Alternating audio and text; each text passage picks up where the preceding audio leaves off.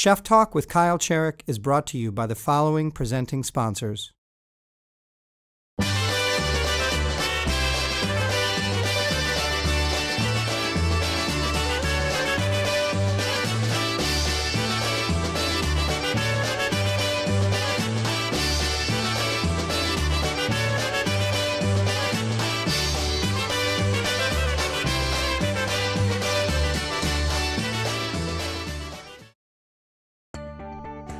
I've matured to realize that I want to serve what the guest wants to eat.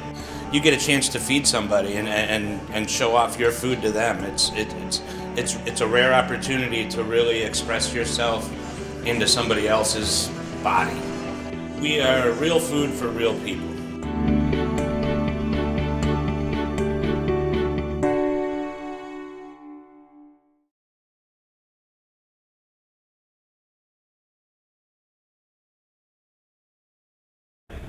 For this episode of Chef Talk with Kyle Cherek, I catch a beer with Chef Kyle Ersel of Wolf Peach. He is, I think, one of the best examples of the young Turks, the new chefs that are cooking in this very vibrant Milwaukee scene.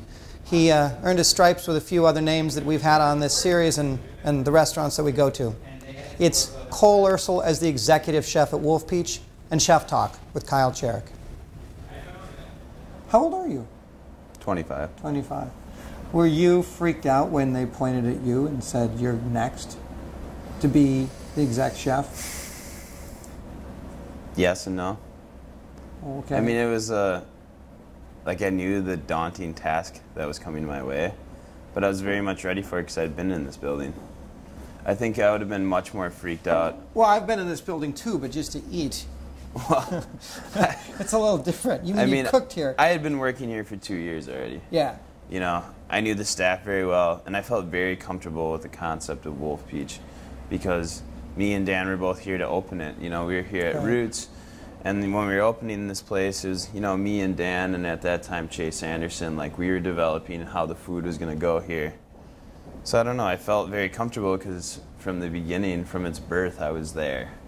I think I would have been much more freaked out if I would have gone into a restaurant this size where I didn't know any of the cooks, and I didn't know the food, and I didn't know the style, and I didn't know the owner.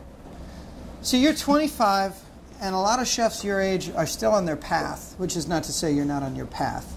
But a lot of chefs your age are still on their path, and they're moving around from job to job and staging and experiencing the world. But not with your job right now. You're here. I'm pretty set right now. Yeah. Do you feel stymied in a way? No. No? No, because there's so much to do here and there's so much to learn. It's just in a different capacity now. I mean, would it be great to still be bouncing around at some of the better restaurants in Milwaukee and learning and putting in a year? Like, that's what I've been doing for the last 4 years. You know, put in my year at Carnivore with Jarvis, and I put in my year at Hinchlin with Dan Van Ryd, and came over and spent 2 years with Dan Jacobs, and I was able to learn a lot about food, and at the latter end, being the sous for Dan here, learned a lot about what it is being a chef and the responsibilities and the ordering and all the things that go on behind the scenes when you're a line cook and chef's not sweeping and cleaning his own station because he's doing orders, and you're like, motherfucker, like he's not gonna clean, like, I don't get it. Lazy bastard. Yeah, and then you're a chef and you're like, oh, I have so much to do, and you realize that, like, a big part of it is just putting out small fires all the time, and it hurts me because I feel like I'm being inefficient, and you feel like you're being pulled in so many ways and it's slowing you down, but that's just the nature of it. So when I talked to you right when you were about to take the helm, and you had like this new menu, and you were super stoked, Mm-hmm. and it was finally going to be your voice throughout the whole menu, right? Mm-hmm. Which is a great thing. Are you still that stoked about it every time you rewrite a menu? Yeah. I mean, as soon as the new menu goes out, I feel like the next day, every chef's just like, ready for the next change, you know? Like, as soon as it goes out, you have fun thinking about it all, but I feel like as soon as it goes out and everything's fine-tuned, you're already thinking about the next menu. It's fun writing the menus. It's just, you just try and always keeping up with whatever season it is.